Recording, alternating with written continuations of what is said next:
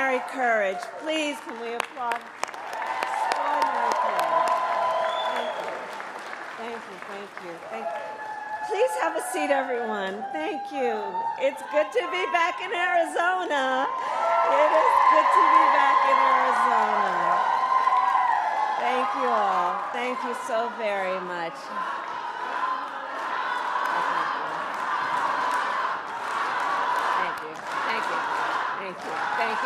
Thank you. I appreciate it. Thank you so very much. I just wanted for a moment to speak about Teresa.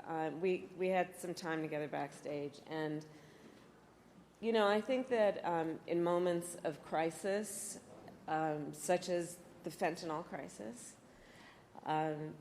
there are people who, through their suffering and their pain, rise with courage in such a selfless way to be a voice for others with the anticipation and the hope and the hard work of hoping that their story will be the reason other people don't have that story. And you sharing your story about Jacob and your advocacy on why we have to stop this scourge is so incredibly important. And again, I applaud Teresa, and I know we all do. And our need to stop this issue is one of the reasons that we are all here together today. I also want to thank the extraordinary elected officials who are here. Senator Mark Kelly came with me. He and his extraordinary wife, Gabby Giffords, traveled with me from Washington, D.C. to be here, and Senator Kelly has been talking with me for quite some time about the importance of this visit. And so I thank you in front of all of our friends for your work. Thank you.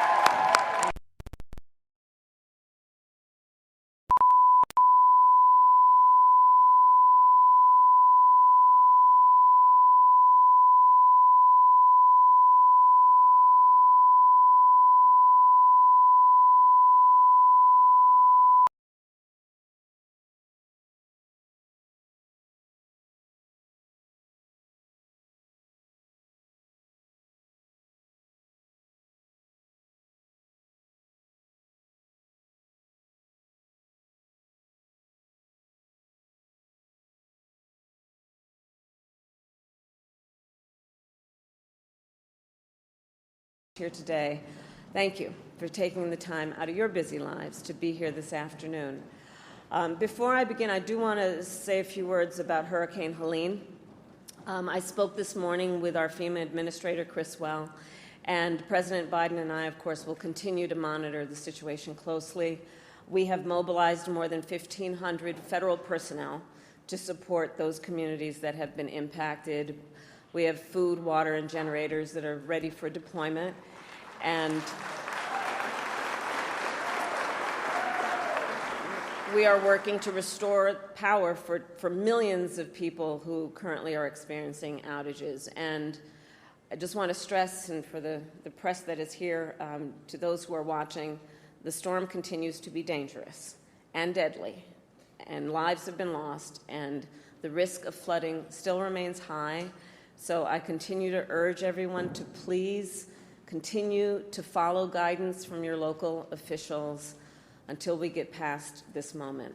So thank you all. And now I'll speak about, in particular, the people who are here today and why we are gathered here together today. So Arizona, I think you all know, and this is why you are here, there are consequential issues at stake in this election.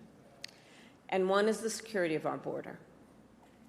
The United States is a sovereign nation, and I believe we have a duty to set rules at our border and to enforce them. And I take that responsibility very seriously. We are also a nation of immigrants. The United States has been enriched by generations of people who have come from every corner of the world to contribute to our country and to become part of the American story. And so we must reform our immigration system to ensure that it works in an orderly way, that it is humane, and that it makes our country stronger.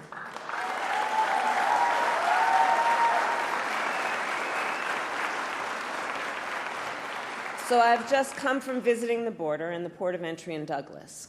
I spoke with dedicated agents from Border Patrol and Customs officers who every day see the overflow of commercial traffic through the port.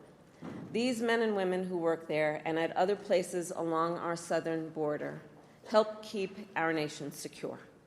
And they need more resources to do their jobs, which is why we have and are in the process of investing $500 million to modernize and expand the port of entry here in Douglas.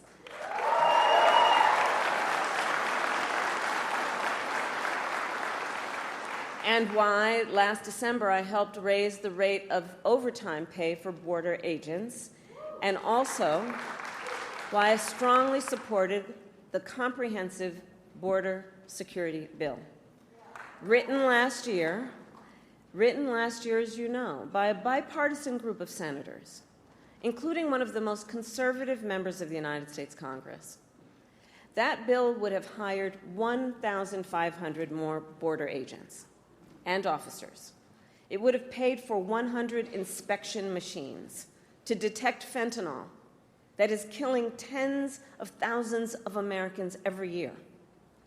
It would have allowed us to more quickly and effectively remove those who come here illegally, and it would have increased the number of immigration judges and asylum officers. It was the strongest border security bill we have seen in decades.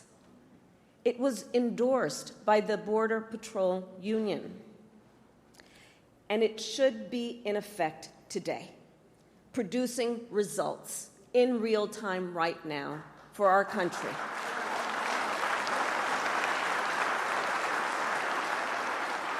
But Donald Trump tanked it. He picked up the phone and called some friends in Congress and said, stop the bill. Because, you see, he prefers to run on a problem instead of fixing a problem. And the American people deserve a president who cares more about border security than playing political games and their personal political future.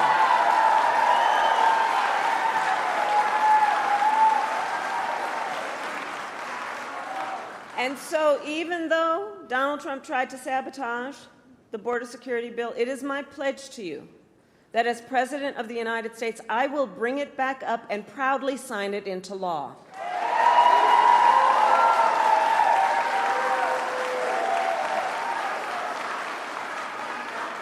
And let me say, the issue of border security is not a new issue to me. I was Attorney General of a border state for 2 terms. I saw the violence and chaos that transnational criminal organizations cause, and the heartbreak and loss from the spread of their illicit drugs. I walked through tunnels that traffickers used to smuggle contraband into the United States. I've seen tunnels with walls as smooth as the walls of your living room, complete with lighting and air conditioning, making very clear that it is about an enterprise that is making a whole lot of money in the trafficking of guns, drugs, and human beings. And my knowledge on how they work comes from the fact that I have prosecuted transnational criminal organizations who traffic in guns, drugs, and human beings. My team and I broke up a heroin trafficking ring in the Bay Area with ties to Mexican cartels. We took down a gang working with the Sinaloa cartel to traffic methamphetamine into the United States. We seized millions of dollars worth of cocaine from the Guadalajara cartel and broke up a drug trafficking operation including pill mills and so-called recovery centers that were pushing opioids with deadly results. As Attorney General of California, it was 10 years ago that I brought a bipartisan group of American attorneys general and led that group to travel to Mexico City to meet with Mexican attorneys general to address this issue, and in particular, to increase intelligence sharing on gang activity, all of which allowed us to prosecute more human traffickers. And I started, as Attorney General, the first comprehensive report in the state of California analyzing transnational criminal organizations and the threats they pose to public safety and to the economy. So stopping transnational criminal organizations and strengthening our border is not new to me, and it is a long-standing priority of mine. I have done that work, and I will continue to treat it as a priority when I am elected President of the United States.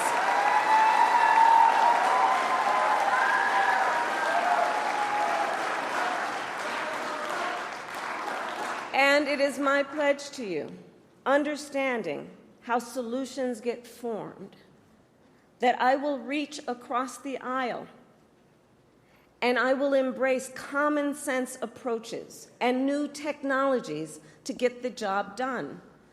Because I know transnational gangs coming across the border, trafficking in guns, drugs, and human beings could care less who somebody voted for in the last election. They could care less. They've got one goal in mind. And it is therefore critically important that anybody who calls themselves a leader would work with other leaders for common sense solutions, understanding the pain and the suffering that Americans are experiencing if we don't work together to fix these problems. And look, transnational gangs, one of the things I know about them, they are always innovating. So to disrupt them, we must do the same. And that means, again, working together in real time, grounded on finding common sense approaches, not just about some rhetoric at a rally, but actually doing the work of fixing a problem.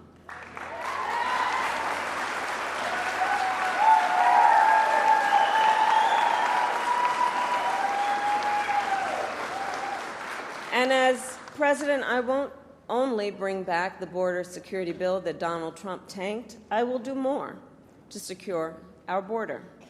To reduce illegal border crossings, I will take further action to keep the border closed between ports of entry. Those who cross our borders unlawfully will be apprehended and removed and barred from re-entering for 5 years. We will pursue more severe criminal charges against repeat violators. And if someone does not make an asylum request at a legal point of entry and instead crosses our border unlawfully, they will be barred from receiving asylum. While we understand that many people are desperate to migrate to the United States, our system must be orderly and secure. And that is my goal. And that is my goal. Securing our border also means addressing the flow of fentanyl into our communities. Fentanyl is a scourge on our country. The nature of it as a drug is such that it is highly addictive and it is highly lethal. So much so that using it one time only can be fatal. I have met far too many families, parents, loved ones who have lost a family member, a child, to fentanyl. And their grief is heartbreaking. And the devastation caused by fentanyl is being felt from rural communities to big cities. It's impacting communities across our country, regardless of where they are geographically, politically, or any other demographic you choose to talk about. It's a scourge in our country, and we have to take it seriously. And as president, I will make it a top priority to disrupt the flow of fentanyl coming into the United States.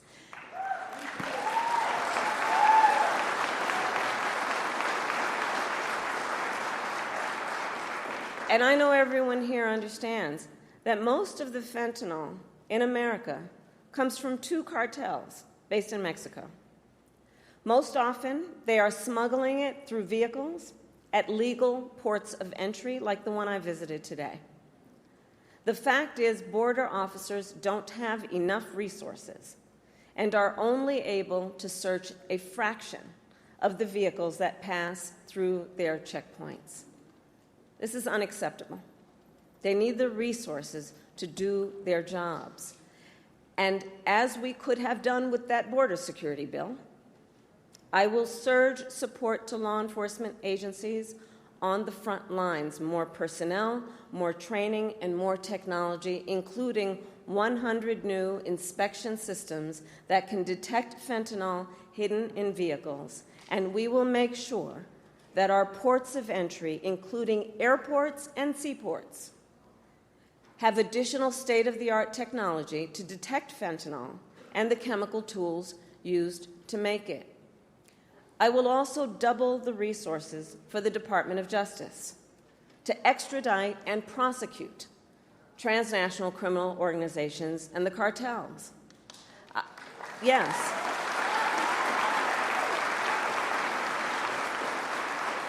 I will ensure that we target the entire global fentanyl supply chain because we must materially and sustainably disrupt the flow of illicit fentanyl coming into our country. My approach takes into account also that the precursor chemicals used to make fentanyl are by and large made in China and then shipped to Mexican cartels and trafficked right here into the United States. Our administration demanded that China crack down on the companies that make those chemicals, and it has started to happen. But they need to do more. And as president, I will hold them to their commitment to significantly reduce the flow of precursor chemicals coming from China. Yeah. And all of this to say, we must tackle this issue from every angle, because our highest charge must be to protect the lives of our people.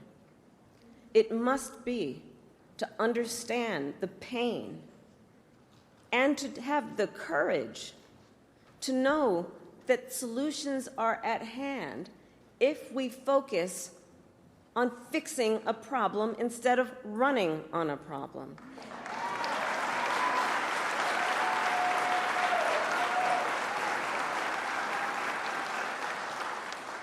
And on this issue, writ large, we must ensure that our country remains strong and competitive, which includes fixing our broken immigration system.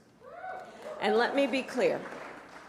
I reject the false choice. I reject the false choice that suggests we must either choose between securing our border or creating a system of immigration that is safe, orderly, and humane. We can and we must do both. We must do both.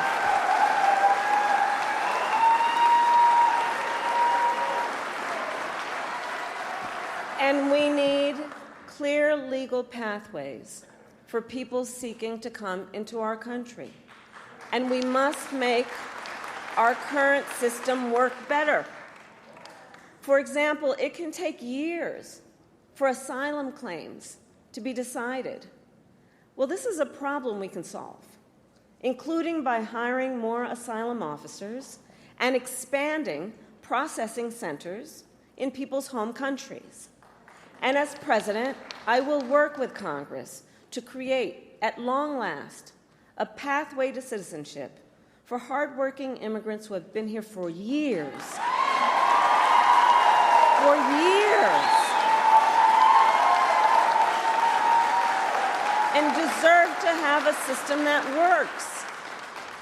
I also have in mind our dreamers. I have met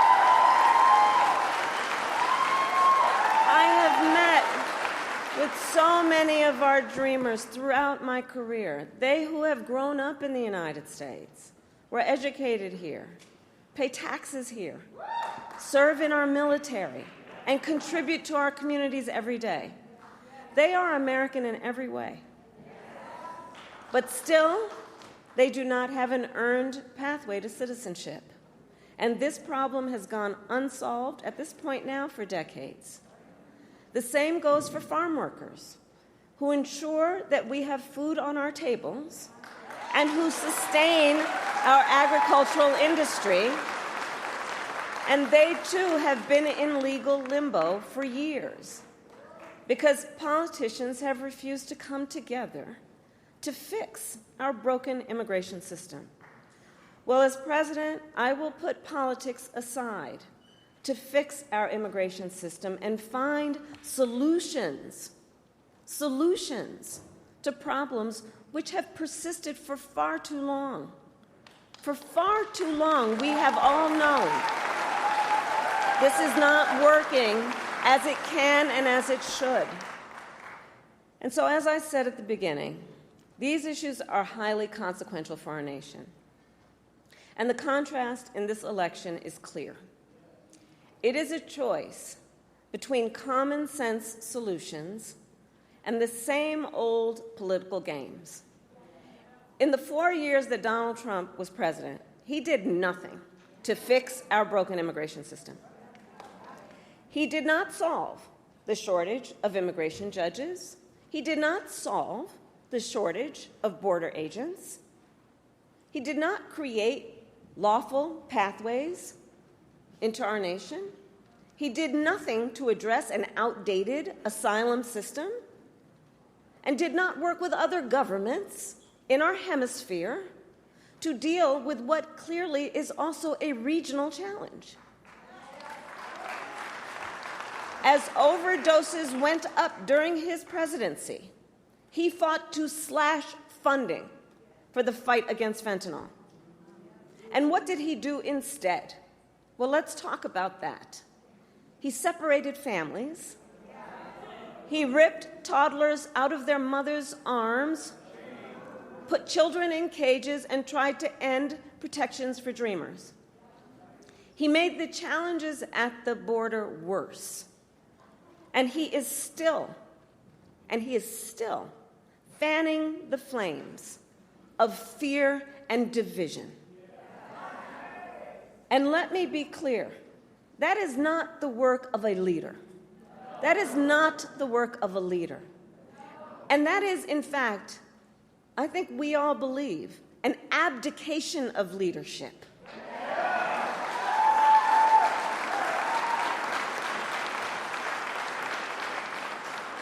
And so, on behalf of all across our nation who want to see these problems solved, I say we cannot accept Donald Trump's failure to lead. We should not permit scapegoating instead of solutions. And let's see what's happening. Let's not permit scapegoating instead of solutions, or rhetoric instead of results. As your president, I will protect our nation's sovereignty, secure our border, and work to fix our broken system of immigration. And I will partner with Democrats, Republicans, and independents to do it.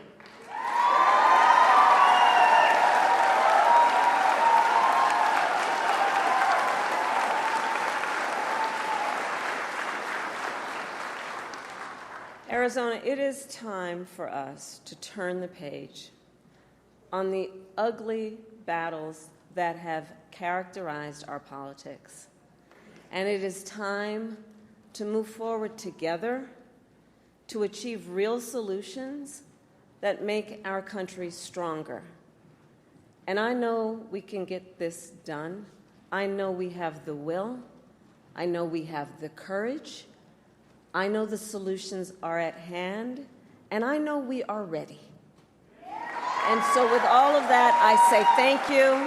May God bless you, and may God bless the United States of America.